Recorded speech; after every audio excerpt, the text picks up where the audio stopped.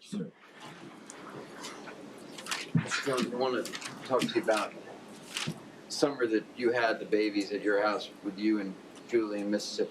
Okay, I just want you to tell the jury what was that period of time like for you and your family. Well, I mean, it was great time. I mean, we had the kids with us, and I taught Gabriel. I taught him all how to swim actually, but I taught Gabriel, and he was only 6 months, so he was like a little tadpole. It was pretty cute. It was fun. And the pool that you had at your house, did you put that in for the babies? Yes. And how, over the course of that summer, where was Tim? Timmy was traveling back and forth from South Carolina to Mississippi every weekend. And was he still with Intel at that point? Yes. So when would you see him every week? Well, he'd leave after work Friday, of course, and it's approximately 8 to 9 hour drive. And so he'd get there way late in the morning and get up real early, play with the kids for the day. We'd have lunch, dinner, whatever, swim, just have some fun, and then he'd go to bed and get up, have breakfast, and, lunchtime he'd head back to South Carolina. Were you concerned about him making that trip? Yeah, after I think like a month and a half or so, I told him he's got to go every 2 weeks.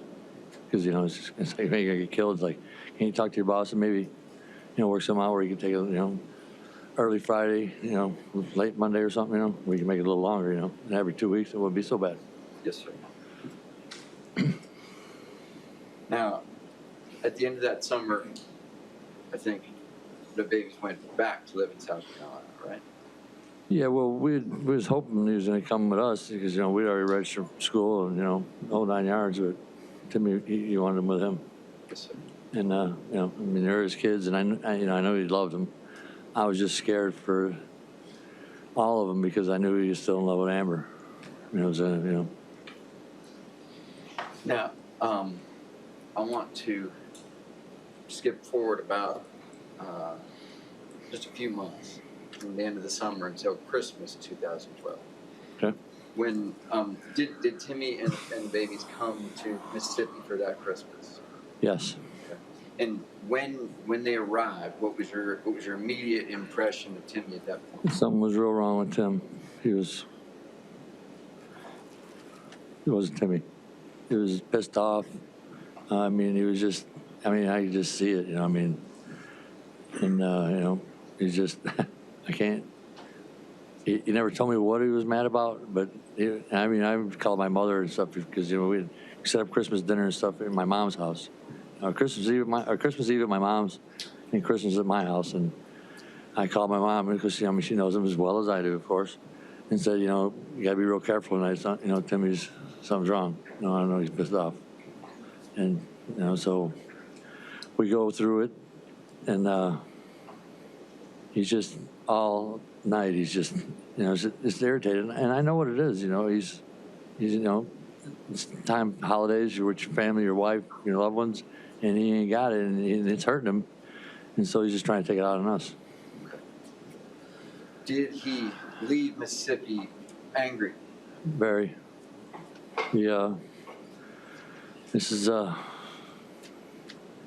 was Christmas, but actually it was the day after Christmas, because about 12:31 in the morning, and we've been dealing with this a day or so now, and he's picking at his sister Jackie, and I tell him, finally I just say, because she's like, Dad, will you tell Timmy to stop? And I said, Tim, man, leave her alone already, go to bed. And he went slap off. He just told me how I never loved him, how he couldn't stand me, didn't want to be around me, stick this there, stick that there, and he's out of here. And he took his kids and I've done this with Timmy, more than once. This is not something, like I said, again, if I made him mad, gone for 6 months, a year. And I was just sort of upset because not only have I been helping him, I've been doing everything I can, all of us. And it's like, it's not just this, it's just disrespectful. And I don't raise my kids to be like that. And so I just said, you know what, you're going to apologize or I'm done. He never apologized. When he left, was that the last time you ever saw the babies? Yep. How long had you gone in the past when Timmy was mad at you before one of y'all finally reached out to the other? Maybe a year at the most. Now, after Christmas 2012, when he leaves mad, when's the first time that you talk to him or communicate with him after that? A couple days before the babies died. And what were you talking to him about? Coming down for holiday weekend. Talking about coming to Mississippi. Yes, sir. For what, I guess that was Labor Day. Labor Day. And did you reach out and start that communication? I did. I called and apologized. You apologized to him? Were you excited that he was coming? Oh, yeah. Real excited. Yeah. Now, your mom and dad, we call Larry your dad, he's not your biological dad. But He's your my dad. Yeah, okay. Yes, sir. Your mom and dad had seen Timmy and the babies before you started talking. Yeah, with Timmy, it was all or nothing pretty much. So if you didn't talk, like my mom told you the other day, if he wasn't talking to her, he was talking to me. So we always had communication one way or another, Yeah, I didn't necessarily talk. I didn't talk to him, but I knew what was going on, and he had sent back how it was so easy to raise children. He don't understand how everybody has such a hard time. And it was just like a stab at me, of course. And it was like, yeah, he's full of it. I raised three. But did your mom and dad's visit with Timmy and the babies in Atlanta, did that play a role in you reaching out to Tim? It was the reason. And why? What did they? Because my dad seen something wrong. And did your dad tell you, I want you to talk to Timmy? Yes, sir.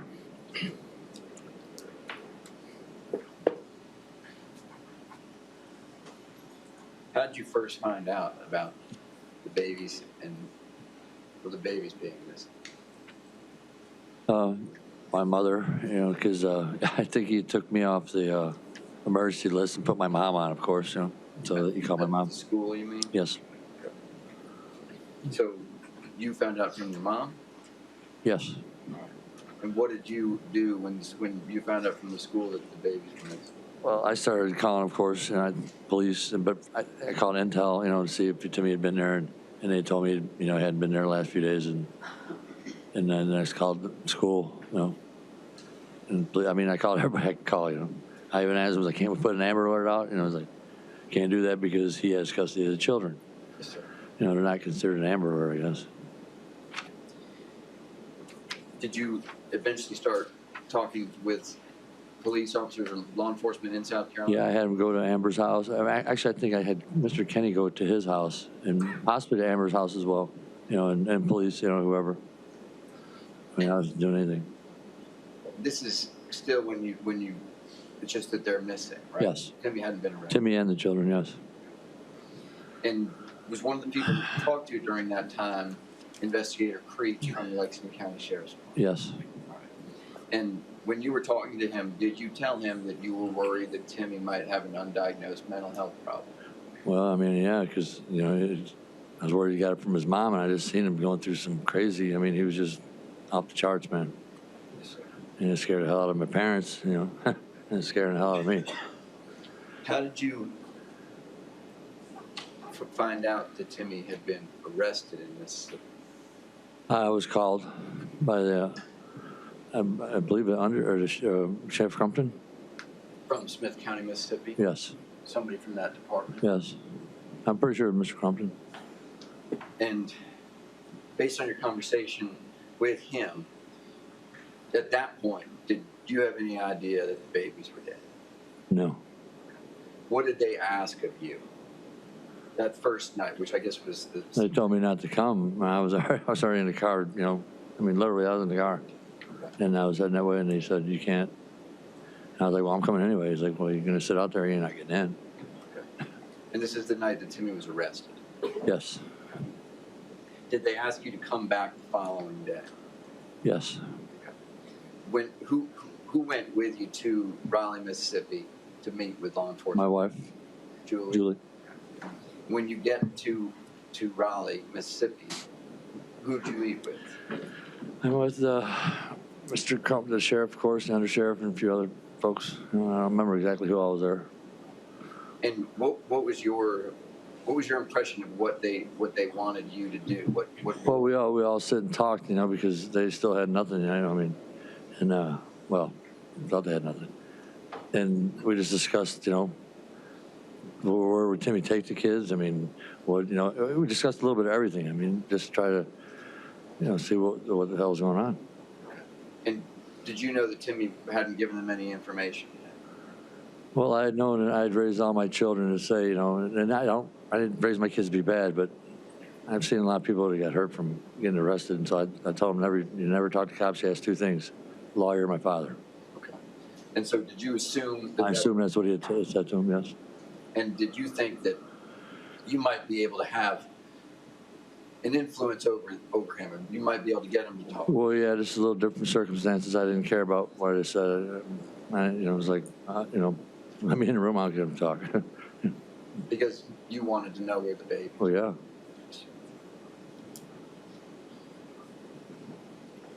Did they bring you into an interview with Timmy on the 7th of September 2014? Yes. And tell the jury that Tim that you saw when you walked into that room in the courthouse in Smith County.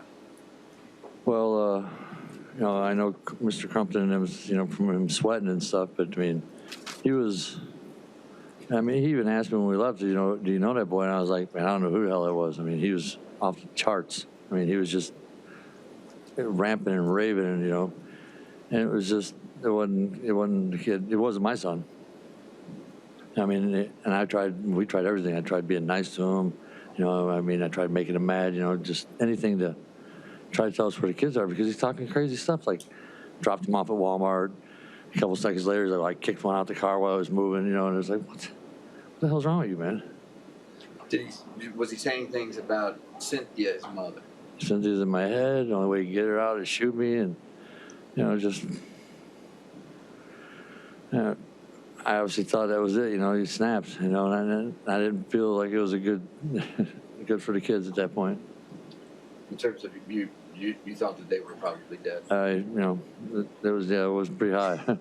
And did anything happen during that interview that confirmed in your mind that the babies were dead? Yes. What's that? Well, when we were in there talking about it, the officers were telling me how they pulled him over, of course, and arrested him, and that they had found a little bit of blood in the car, and it's exactly how they said it, a little bit of blood in the car, and they weren't sure if it was human or animal.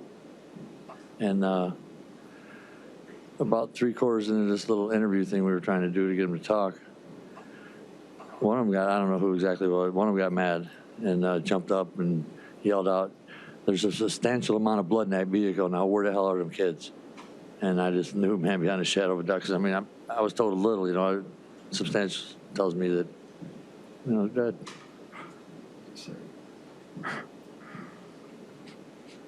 There's been some testimony from some law enforcement officers about that interview that you were involved in on the 7th of September 2000. Wonderful bunch of fellows, man.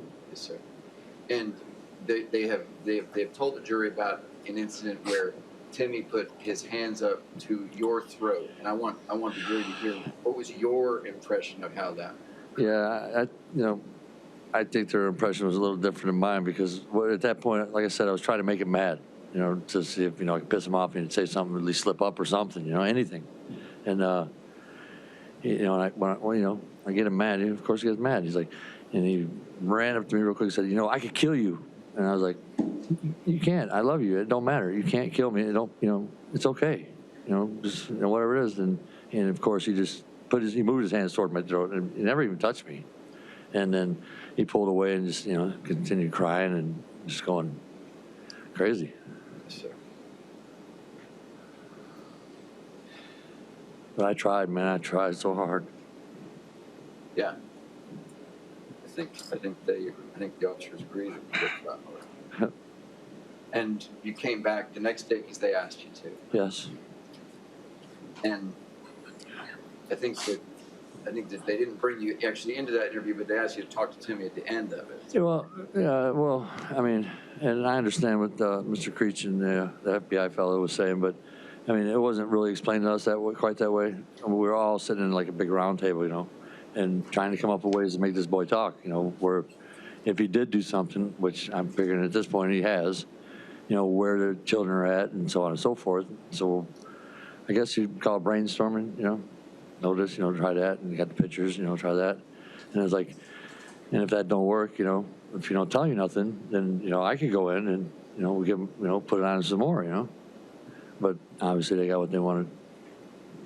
But I mean, I felt like they were involved in this, and so it was a little, and I don't want to call it misleading, just, you know, sort of heartbreaking a little bit, because I thought I was trying to help, and it sort of made it like, you know, they didn't need me at all, which, you know, I mean, they go to school for that, of course, you know, and I just wanted my babies. Were you trying to help them in any way that you possibly could? Yes. And do you have any animosity about this? No, not at all. Not at all. Are you grateful to them? Very, very grateful for all of them. And when you talked to Timmy after he was interviewed on the 8th, when he was interviewed by Detective Creech, the Special Agent Commander, Mm-hmm. Did you go in, or did they ask you to go in and have a conversation with Tim about going to find the baby's remains?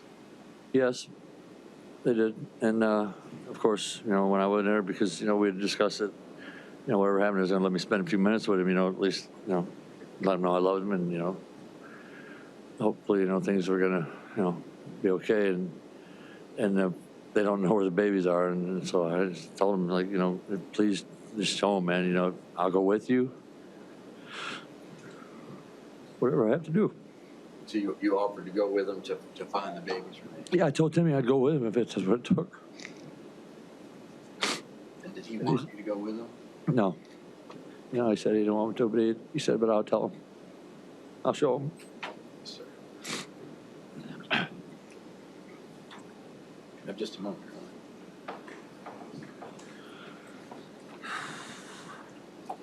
Now approach him. You may. Mr. Jones, I'm just going to show you what's been marked for identification purposes, defense exhibit 243, 252, 251, 253, 259. Just tell me if you recognize those. Just look through them. Yes, I recognize. Yeah. And then are they photographs, family photographs? Yes, sir. Yes, sir. Your Honor, I'd offer into evidence and permission to publish these, Mr. Jones. Sure, those are, we discussed at sidebar, that's a representative sample of some of the family events that were had in the Jones family involving Mr. Jones and young Mr. Jones. Make sure Joy has the numbers that are now in.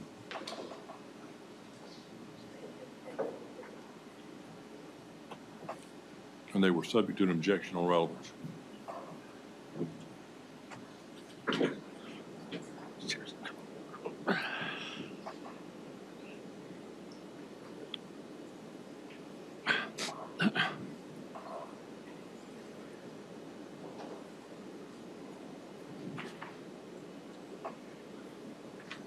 Subject to an objection on relevance. Say that again.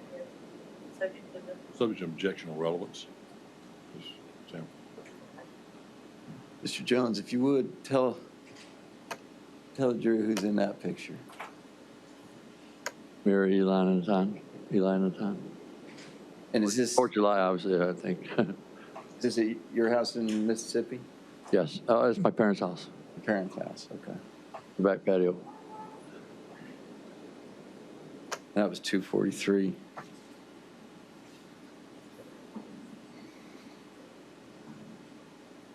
Me and Timmy. And when do you think that was approximately? Was that when the babies lived with you? Yeah, this is when he was, you know, he was with us, and he was traveling back and forth, I believe.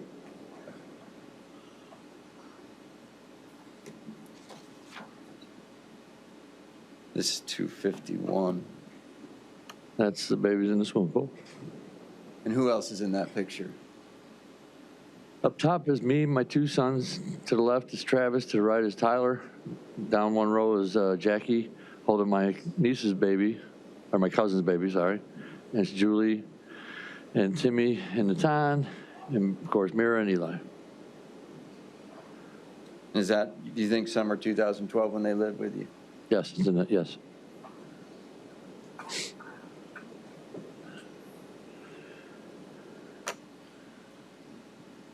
What about 253? Yeah, this is the, Mira, Eli, and Natan outside, cookout, obviously, and of course, say grace.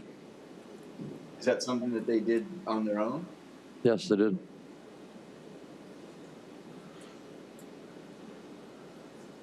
And the last one I just want to show you is 259 and ask you if you remember when that was taken about. Yeah, again, that's, you can see his tags on his pants, as a matter of fact, from his job, and that's when he was working at, traveling back and forth. And you know who else is in that picture? Mira and Natan, yeah. He sort of blended in a little bit there, I didn't see him. May I have just a moment, Your Honor? Yes, you may.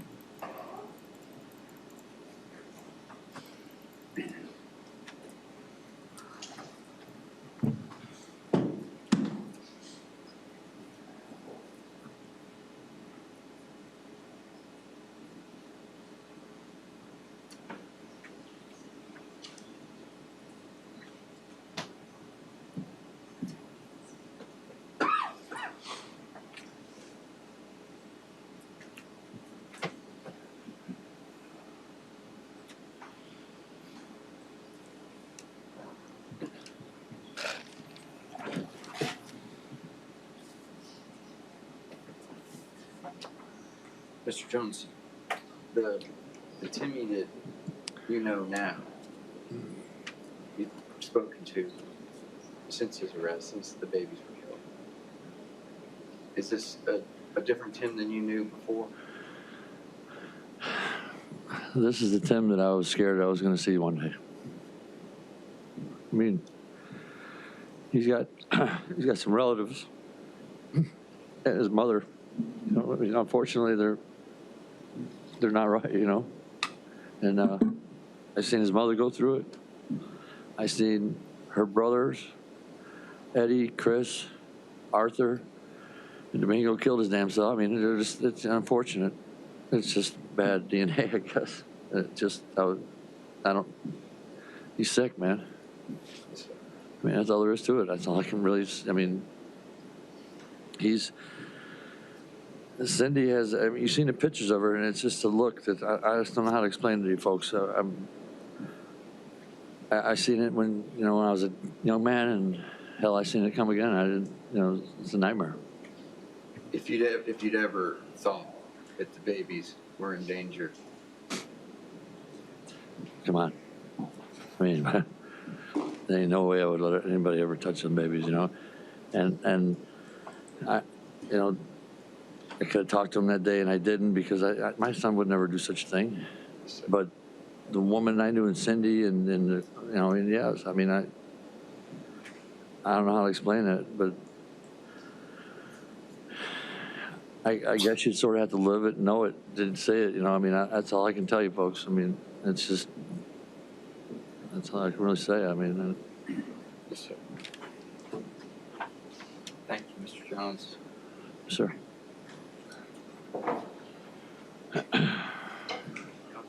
Yeah. Mr. Jones, you and I have met a few times, haven't we? Yes, sir.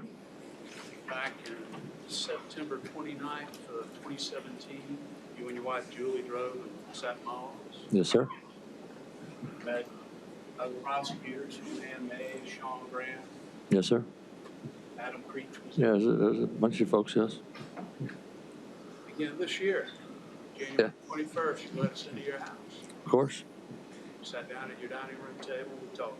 Yes, sir. And this past March, we came back down to South Carolina. We had some hearings, and you and I got to talk again. Mm-hmm. Yeah, you got me. all these discussions, talk about who your son was growing up, what you gave to him growing up, what you did as a father growing up, right? Yes, sir. And you had mentioned his mom Cindy having mental health issues, Yep. but you also said when he was growing up, he had no memory of her whatsoever, right? Well, I obviously had a memory of her. But I never said nothing bad about her. I didn't bring it up because she was a sick lady, and I always brought him around his family so that he would know that I wasn't, bashing his mother. He had no memories of all those bad things you talked I about. don't see how he could have. He was just 2.5, I don't remember him from 2.5. Do you? That's what you told us. Right. All those things that Cindy was doing that you couldn't understand, those things that were just way off the chart. Cutting Right. clothes, hiding in the closet, Scaring the hell out of me. all the leaves off the tree. Man, that was, yeah. He had no memory of those things. He No. was too young. No, That's a blessing. I thought. He said the whole time he was growing up, because of what you saw in Cindy, you wanted to make sure you didn't see it in your boy. Yes, You always did for him. I did. Despite all the chaos that's been described about your family, you loved your son. Still do. Always will. Absolutely. 100%. As he grew up, well, as a little boy, he knows he was well behaved. As a teenager, I thought so again, yeah. As a man now, I probably would have did differently, but you're asking He me. wasn't a bad kid. No. He worked hard at school. Yes. Your son loved pleasing you with those good grades. Yeah, yes. You were proud of him, Hell yeah, and you let him know you were proud of him. I did. You weren't one of those fathers that would just kind of keep that to yourself. You always let him know you loved him, I don't think there's a parent that wouldn't. but there's some out there, I don't know none. but you're not one of them. No. So your son grew up, not with a cold, distant father, but you can tell him, I love you. Still do to this day. Yeah, absolutely. You always said, I'm proud of you. Yes. And I think you went so far as to say you kind of overindulged and spoiled him because of what he had missed with a mom. You try to make up for it. You could say that, but I would do that with all the kids. I'll give them anything not to cry. So, yeah, You're the soft. I'm pretty much.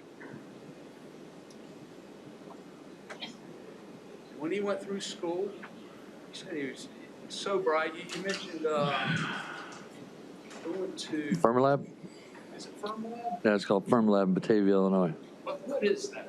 It's a superconductor place where they got some kind of magnets or something they run around. I don't- Plus atoms, what stuff we don't see, I guess. And he was in 8th grade. Yes. Oh, yeah, 8th grade, freshman, something like that. You had to be hand selected for that, right? Yeah, there was very, very few kids in the state that went there. I think you described him as being like Sheldon off of Big Bang Theory. Yeah, Sheldon Einstein type. But he wasn't just a geeky kid. He actually tried to participate in school activities, right? Sure, yeah, he tried wrestling, he did gymnastics, he liked bowling. He hated football, baseball, all the good stuff. But when he had an event, you'd go. Well, of course. You weren't one of those parents that were a no-show, so your son's looking out the bleachers and dad's not there. No. He could always see you. Yes. You're always there. Yes. Well, don't get me wrong, I might have missed a few because of work or something, but very, very, very rare. But if you did, it wasn't because It had to be a hell of a reason, yeah. During that time, you weren't seeing Cindy and your son at all. No. He had their family's resemblance, they all sort of, got the same Sure. beautiful skin and didn't have to deal with, my stuff. Would you say even as he's growing, certainly when he's getting in his teens, he started pushing back, challenging you? Well, he started, doing what you're supposed to do, trying to turn into a man, Young men sometimes do that. They sharpen themselves on their dad. Well, that's what we're there for, right? You didn't see anything unusual. I mean, my son was always on the edge, and and you can ask anybody that knows me. I always said that he is so smart. He scares the hell out of me because it's just, And I did research on it. Einstein's and stuff. These guys flip out. They're riding a rail, and there's a fine line between brilliance and insanity. You weren't seeing insanity, you were seeing No. brilliance. I was seeing no insanity, a lot of brilliance, and then of course, my son. He's like, I don't know, like a.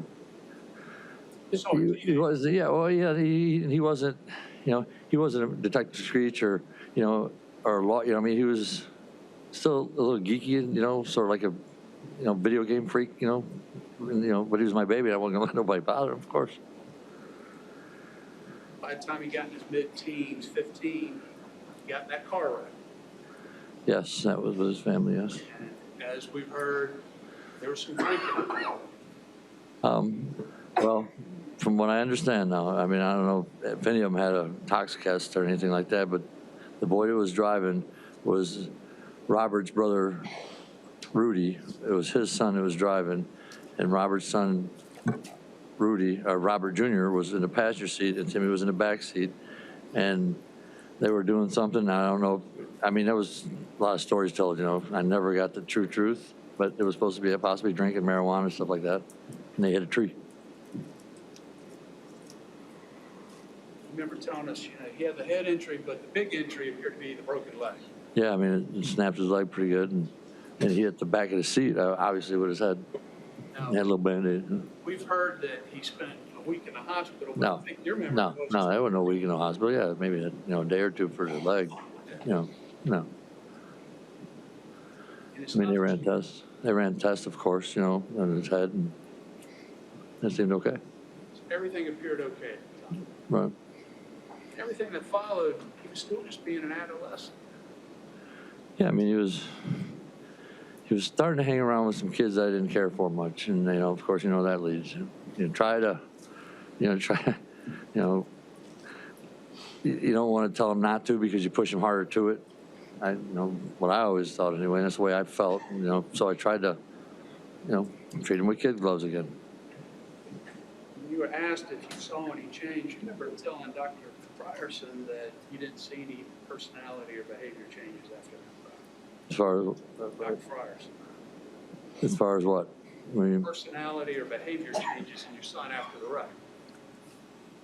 other than turning into a young man, I mean, again, you're right. I mean, it's sort of hard for anyone to say because he's 14, and 14 and 19, man, a whole lot of shit changes. He had already started experimenting with marijuana, drugs, and alcohol. Experiment. If he did, it was unbeknownst to me. Yeah. But I mean, I think you even made a statement one time that any talk about your son drinking heavily during high school and being drunk all the time, that's an exaggeration coming from your son. damn right, because it's like I just want to know where I was. Like, oh wait, whoa. I mean, it was actually him that said it. And it's like I don't remember that. So, If you're doing it, wasn't here. so your son exaggerated. I'm hoping so. You didn't see it. Well, I did not. And listen, you've admitted that you had your issues, but you were watching to make sure he didn't have your issues too. Of course, I didn't want him to be like me. He was too smart, You wanted good for him. and we all do.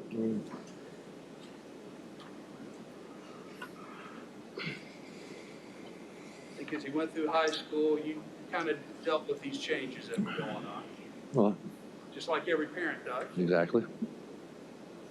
But you never saw him being out of control in high school. No, sir. No. I mean, he got in a little trouble, like I said, a little marijuana or something once. But this is all when it's leading to this Navy thing. Well, as far as how he acted before he went in the Navy, your thought was it was normal for the age he was and for the times he lived. Yeah. I mean, we'd have, father-son argument here and there, and, but nothing I didn't think out of the ordinary. You didn't think there's anything, in fact, you've even described maybe he did less than a lot of the other kids his age. As far as? Alcohol, drugs. Oh, I know he would have to because he wasn't, he was a geeky kid. I mean, Be good in school. that too. He was like, you don't see a whole lot of potheads that are, going to Fermilab. Even after the wreck, he was doing good in school. Well, again, like I said, it all started at that 5-year span there. Just got,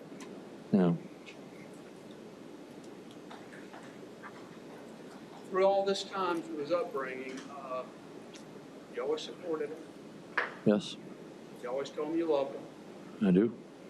And as he became a man, you felt certain that you had instilled in him what every man should know, right from wrong. Yes, No matter what you had gone through, you made sure your son knew that, yep, all of them. all your kids. Yes, sir.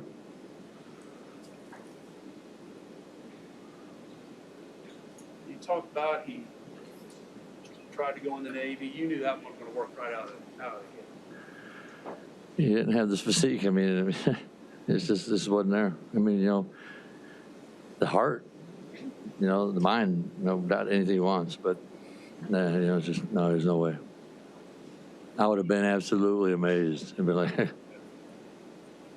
You never saw that athleticism or the physical side in your son.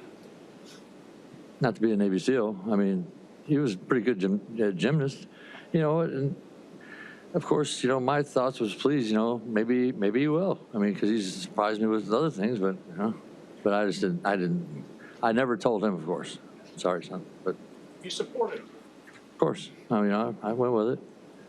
But isn't it true, you also had some questions, just like Carolyn had, about could he take orders from people without finally just saying, had it. Sir, all my kids are like that. I tell them the straight truth. If you can't live by rules, how you gonna live by laws? So he knew that growing up. They all do, yeah. When he gets in trouble, he makes it into a boot camp. That was a good thing for him. Yes, it was. Started turning him around. Well, but also that's when I started worrying because I was the same age as his mother, sort of went off the edge. So yes, For you, with him, your concern was his religious persuasion. Very different from yours. well, that was after jail. I mean, yeah, But it happened here in jail, didn't it? Didn't that I guess in. what to it? Yeah, in jail, yeah.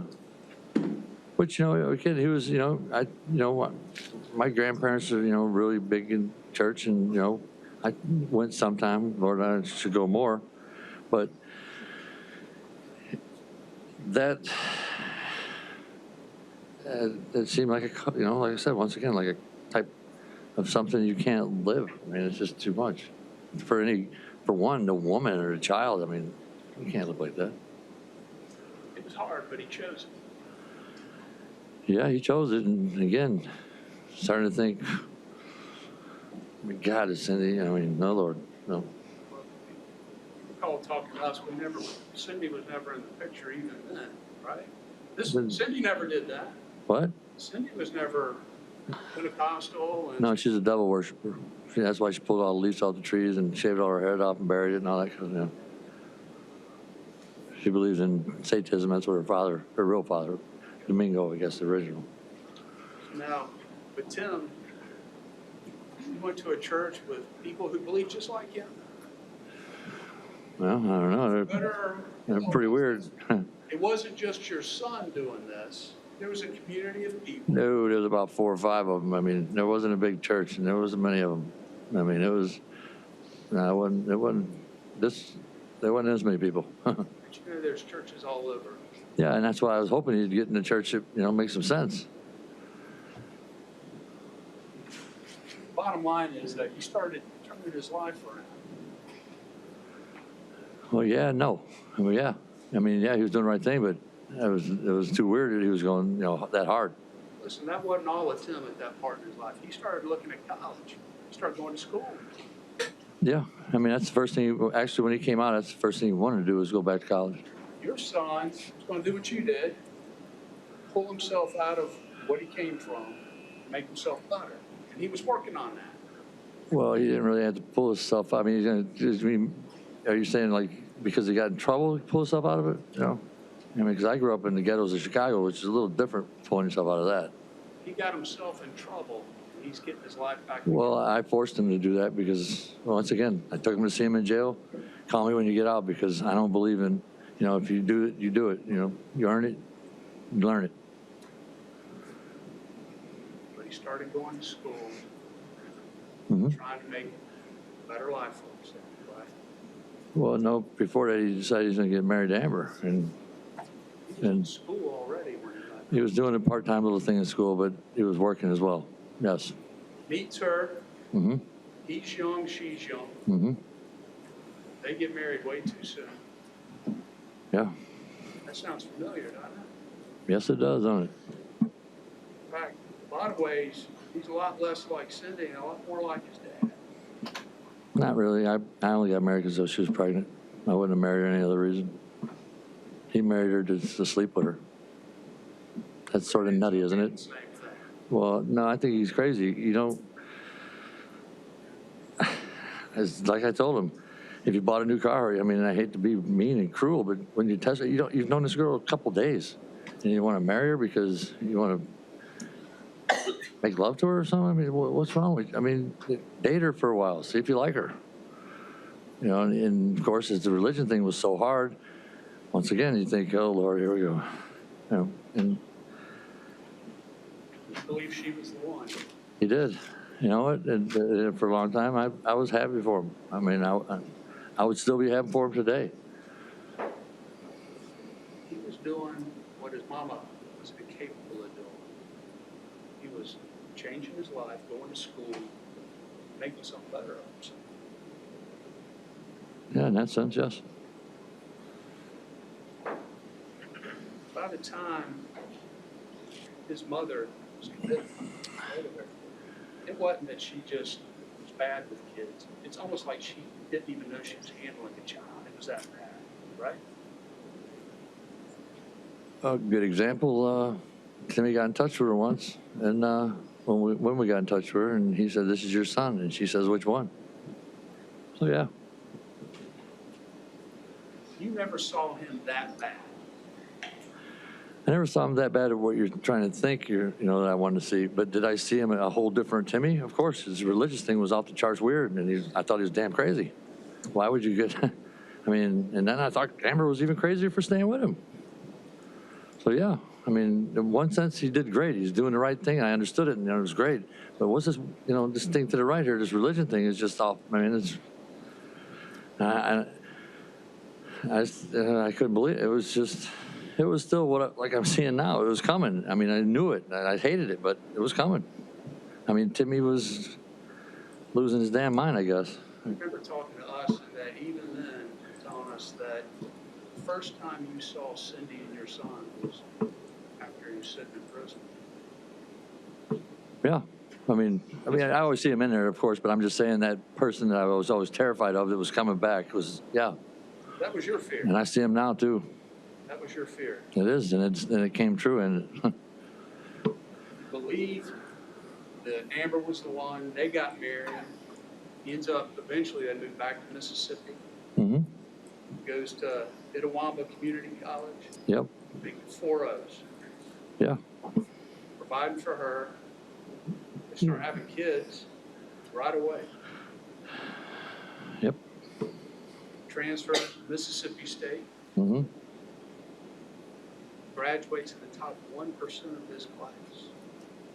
High honor. High Oh, yeah, I mean, hey, man, you couldn't look for a prouder parent, and there's no doubt about that.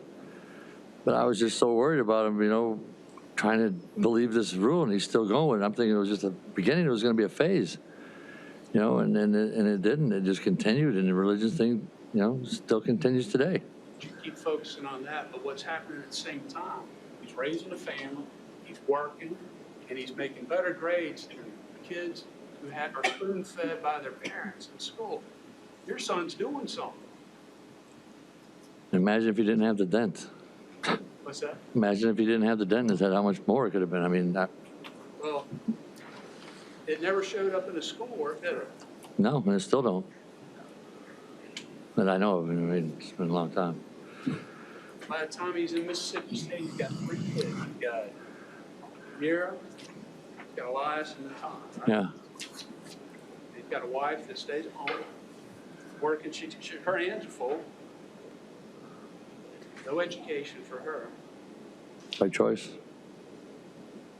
She, I think you told us when you met her, you thought she might even be homeless at the time. She was homeless.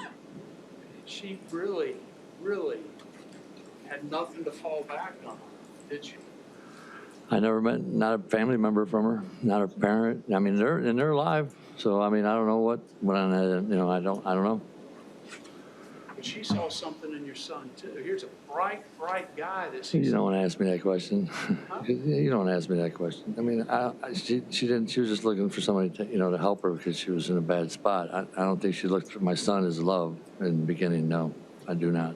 9 years of marriage. I do not look at it in the beginning. I know when they met, I was there. It wasn't that. So it was a case where Tim loved Amber and Amber didn't love him. No, I'm not saying that. I'm just saying that she was looking to hook on to anybody because she was homeless, literally. Not that she finally had the attention of somebody brilliant, going places, and it was like, wow, he sees something in me nobody else does. I think it was the other way. She sees something in him that, you know, when you talk to him, you know, when he was like that, he's so, I mean, he's brilliant. And he you know, you don't always get what he wants again, but he's brilliant. As they started life together, you began to see things you didn't like the way he treated his wife. That's right. This Bible thing once again. You can't make this woman walk around in a damn dress. I mean, come on, man. She's not allowed to cut her hair. She can't do this. She can't put on fingernail polish, no makeup, no nothing. You know, but she is like, oh, it's okay, Dad. I like it. You know, so when I'm trying to help her, she's flipping me under the bus, and you know, it's just a revolving circle. You use the word dominant. Dominant? I'd be the. Son was dominant over her. Well, I'm the dominant one. To me, he's not strong enough to be dominant. You haven't Yeah. described him as that before. Remember talking I about, probably have. Hey, look, I was telling you anything I wanted to shit over with. That's all I wanted. you're not saying you told me something that wasn't true. No, I didn't tell you nothing that wasn't true. I mean, I'm calling him, yeah, you can call him dominant. You remember that you were so concerned, telling us you were so concerned at one point you approached Amber and asked her, had Tim ever been violent towards her? I asked her that pretty much every weekend, every other weekend, you know, because he was weird. And I was like, you know, and I worried about her. He was the head of the house. Yeah, and, you know, it was just, he went to school. You know, he worked for me part-time for my business, and I just seen things that I didn't think, you know, I mean, I was worried that he was hitting her, and I begged her, Amber, if he's touching you, if he's doing anything, please not only call the cops on him, but tell me, and I'll kick his ass. In fact, you even told us you confronted your son saying if you ever lay a hand on her, he's going to deal with you. I tell it to all of them. You know, You told that to him sure, specifically. probably more than once. You agree with me? There's a line a man shouldn't cross. You're damn right. You raised your son to know that. Yes. Now, before the separation, this divorce, Amber had not just a miscarriage, she actually went full term and had a stillborn child in that truck. Like 8 months old, 8 months, I believe. Yeah, that's, yeah. She was never the same after that. No, she was fine.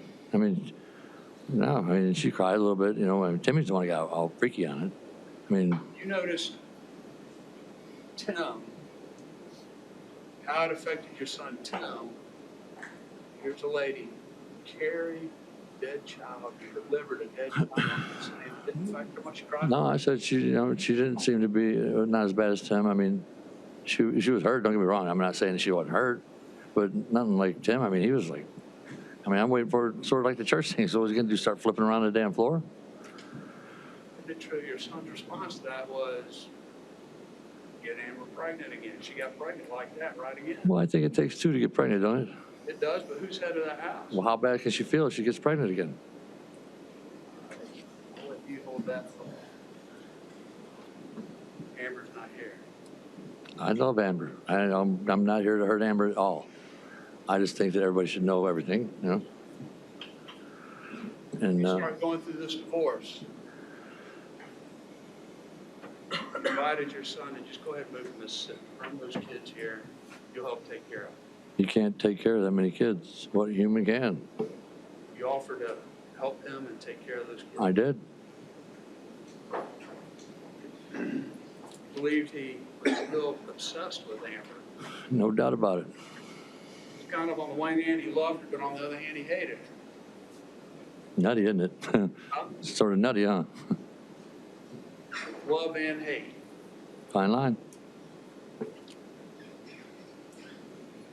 Didn't let go of her though. He couldn't let go of her, but she did not want him. And wasn't one of the big blows to him is that she rejected him. He didn't like rejection, did he? Protected him? Rejected. Oh, rejected.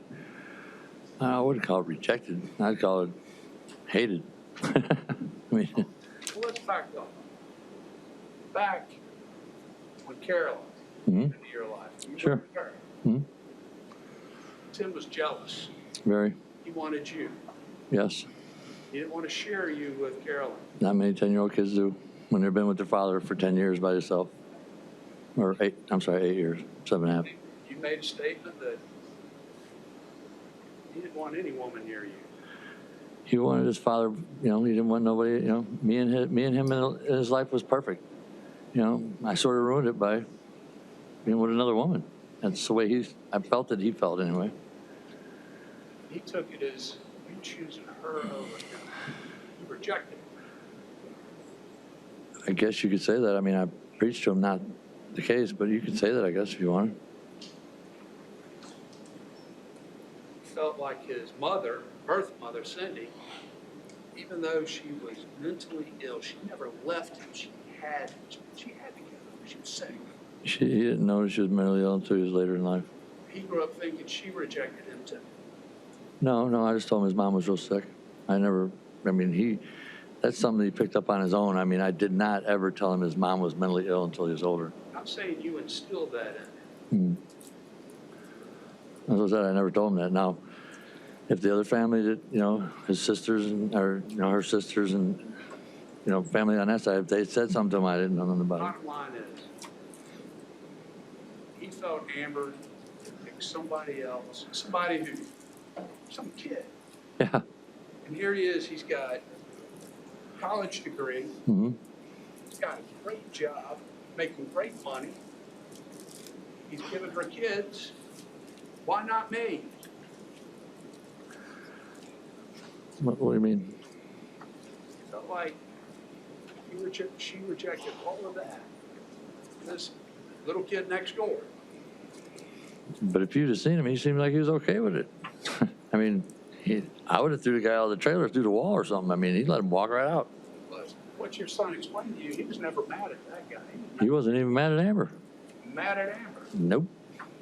Nope. He loved Amber. He loved Amber. You don't remember him ever saying Saying what? about blaming Amber? It was her fault. For the divorce? Yeah, the whole thing. Well, I mean, somebody's got to blame somebody, aren't they? I mean, Timmy wasn't mad at Amber, man. He loved her. That was to me, that was the sick part. It's like, you love her, but she's just throwing these kids in your lap. I mean, what kind of damn mother is she? And while Amber's seeing somebody, your son Tim starts seeing somebody too. Somebody who just turned 17. I have no knowledge of that, but you know what? Wouldn't shock me because now they're being each other. That's why the kids didn't belong with either one of them. But So about those kids, while he's going through this process of divorce and separated, they stay to about 6 months with you? Or how many months? yeah, something like that. I mean, I didn't pay attention. It was too short. For all you went through in life, all the good and the bad in your life, Mm-hmm. 6 months was the best part of your life. Oh, what called the best part of my life was the best part of kids' life, I thought, because they didn't know they knew a normal damn family, not this crazy ass don't do nothing mother and this crazy ass son that's wanting to preach shit to them. And yeah, they had fun, they had stable everything. I mean, we tried to make it perfect for them. You loved every second. Of course. I thought I'm a much better grandfather than I was father. Yes. You learned a lot along the way. Yes, sir. A lot of bruises. Your son knew if you ever had any trouble, anything ever came up, he could always turn to his dad for help with his kids, Every one of them know this. and he can always turn to you, Anytime. any time of day and night. 365. 24/7. We talked about Christmas in 2012. You remember telling us that he's going through his separation. I think the divorce is finalized the next month or so. Once again, dates don't do nothing for me. Certain things you really want to forget. You remember saying to us that you're just pissed off at women. He was pissed off the women at our house, yeah. I mean, there was no other women around him. The only one he wasn't pissed off is at my mom. Well, you can't be pissed at my mom because she'd probably kicked his butt. Picking on your wife, Julie. No, you don't really pick on Julie because Julie can handle herself too, but he went after her daughter, Jackie, yes. Mm-hmm. Yeah, I told you that. You stepped in to knock it off. This is your house. Yes. He did what he did when he was a little kid. Packed up, went away. Yeah. He did that even when he was little. He got angry, he'd go off. No, he didn't do it when he was little. He did that when he became his own man. When he was living in my house, he didn't do that, no. I mean, when he was a young boy. He was telling us when he was younger, if he got ticked off, If he get ticked off, he didn't talk to me, but he couldn't leave. He lived with me. he'd like go to his room, cut you off. Well, I might send him to him. No, he's my child. I'm gonna make him follow the rules. And I mean, if I said something like that, I must have been on miscontext. Tim gathers his kids up Christmas Eve, Mm-hmm. drives them all the way back to South Carolina about 8 hours. Mm-hmm. Got to talk to you for how long? Until 3 days before the kids are dead. Roughly now. I don't want to give it exact. August? Somewhere in there. It was Labor Day weekend coming. I talked to my son after my father told me he seems to be something's wrong with him. And I talked to him on the phone. He seemed fine. I apologized first, of course, because it obviously was a game with us, that he thinks he's always going to win, and he won again. And I apologized to him, and of course he apologized back and said, let's end this. And, he said, you want to talk to the babies? He's like, no, I'll wait to see him this weekend. Surprise the hell out of him. They'll freak out. And then I never seen him again. If you had told Tim, he wasn't told. I mean, he hadn't so far. So all of 2013 and almost most of 2014. Mm-hmm. My son was trying to prove to me that he was a better father to me, and God knows I'm okay with that. I was good with that. That was his big thing. I'm going to prove to you I can do this.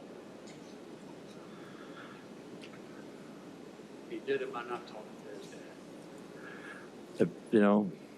My mom told me what was going on, and then when they seen something they thought was not right, they told me now it's time to intervene, and I did, and that's that's all we could do. I mean, I just really didn't.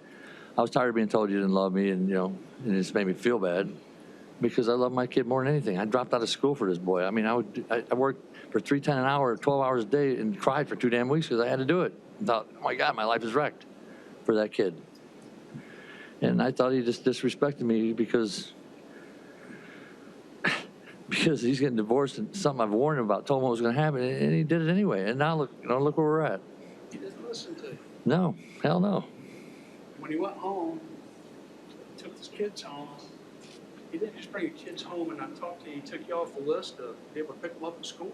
Oh, I don't know that. I'm just saying that I used to be on the other one, but Like an emergency list. I was on his emergency list at work, I think. And like I said, when he gets mad, he does stupid shit. If he had an insurance policy, I promise you, I would probably. I put it this way: if my son had an insurance policy from the age of 18 to the age of now, it would probably have been changed about 38 different times between Roberta and Tim.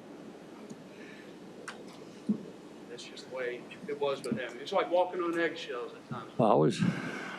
Yeah, I mean, you just didn't know which Tim you were going to get that day. And although you told him you loved him all the time, I remember saying that he never really responded in words back to you. When you talk about when he was going through his divorce, he didn't respond to no one. No, just growing up. No, I mean, he would say love you. I mean, he wasn't like me. You know, I'm a father. I'm telling you I love you every day. You know, kids like, yeah, whatever. You know, shit like that. I mean, when they're little, of course, they love you. You know, they love the hell out of you. They turn into, I tell my wife, it's like, you know, puppy dogs. They're wonderful. They're cute. They turn into dogs. They get mean, they bite you. You reach You out still to love him. them. You reach out to him. You make arrangements for him. Bring the kids to come by Labor Day. Of course, that doesn't happen. Pardon? That doesn't happen. You get a call from, is it law enforcement or school, or who called you first, or do you even remember? I remember the principal had called my mother. And of course, she called me, and, you know, then it wasn't like, oh, again, my mother is a part of my son's life, is just as like a mother. And, you know, so we're blowing up everybody trying to find him. I thought personally, and I was happy for it, I thought that's what it was. I thought that him and Amber got back together, and he was afraid to say anything. You know, I was like, you know, I hope so, because these kids need two stable parents, because if something don't happen, me and my wife already discussed we're going to have to take these kids, but man, if I try to take Timmy's kids, hell, he might kill me, because he loves them so damn much. I mean, it would be hard to take his children. By the time law enforcement got in touch with you and you knew these kids were missing, Mm-hmm. you knew Tim's missing, Mm-hmm. remember telling us you believe I believe he drove that damn truck off there and just killed them both. All. I mean, himself as well. Yes. I mean, of course, I'm thinking the worst case scenario, right?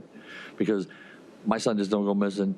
He don't miss work, and his kids don't miss school. And all of a sudden, they're all here.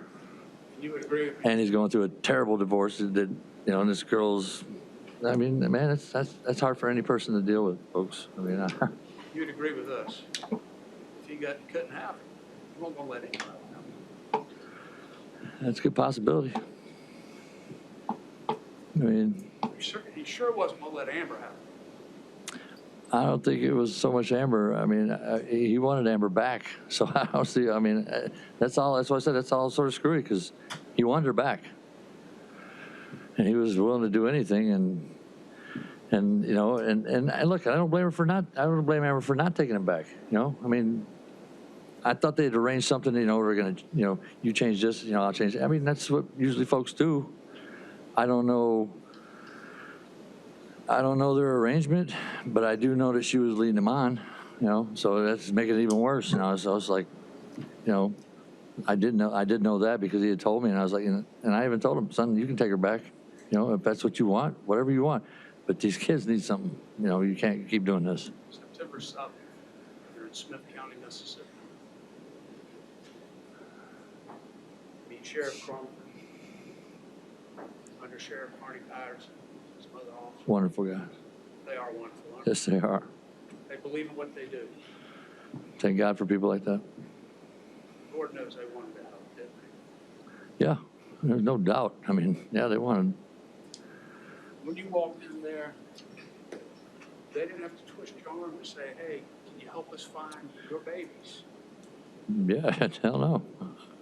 What I need to do to help you, because something's not right. I think you even told us that if they didn't ask any questions, you were going to ask a bunch of questions. If I could, yeah. I mean, if they'll let me, yeah. And they did. I would have grabbed it and choked shit out of him and get the answers, yeah. I think you'd even mentioned that you might have been a lot rougher on your son Very possible. if they weren't there. Yeah, I mean, the way he was acting, yeah, yeah. I want to know where them damn babies are now. I mean, what human wouldn't?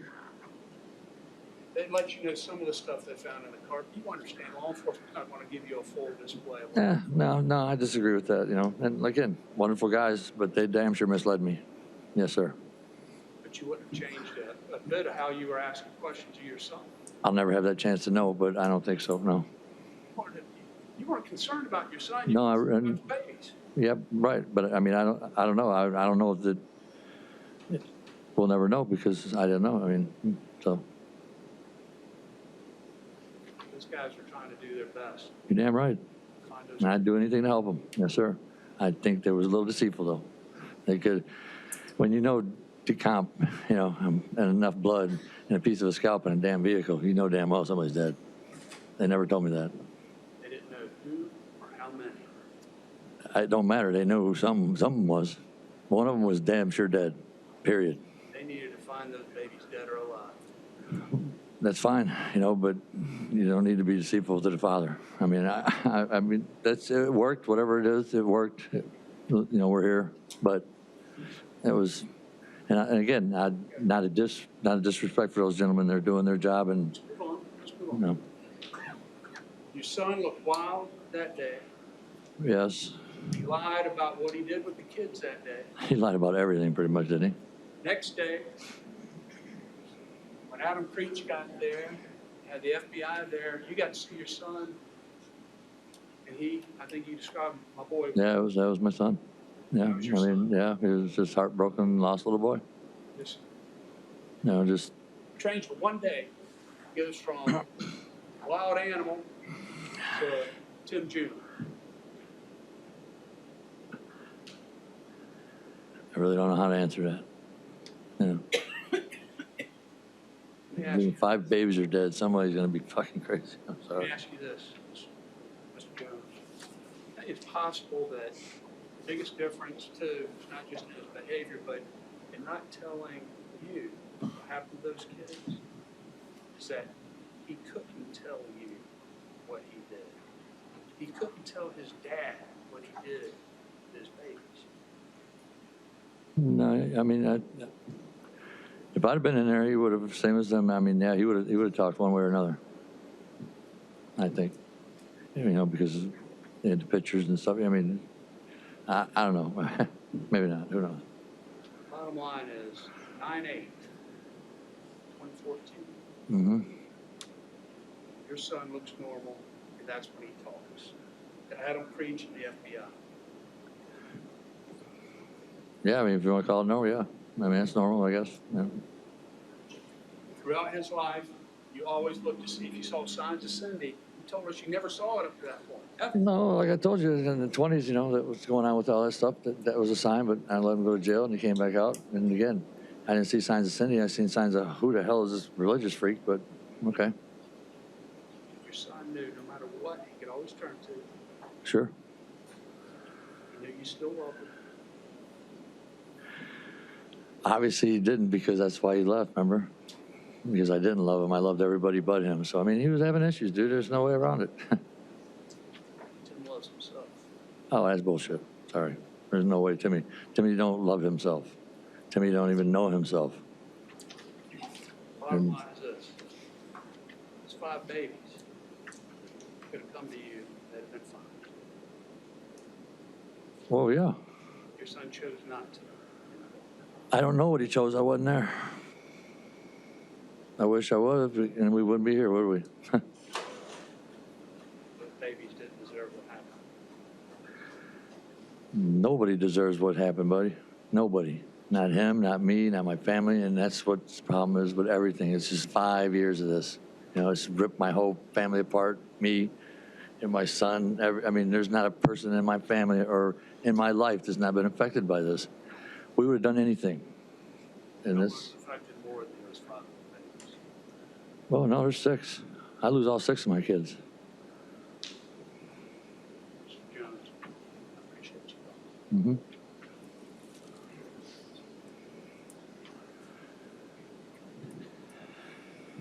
May we approach? The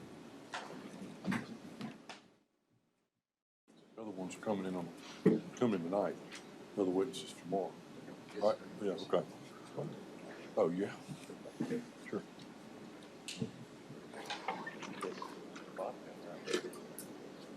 All right, folks, we're gonna stop there for today. Get stuff in the jury room. Back here tomorrow, same time. We'll talk about the case. Enjoy your evening. Get your candy.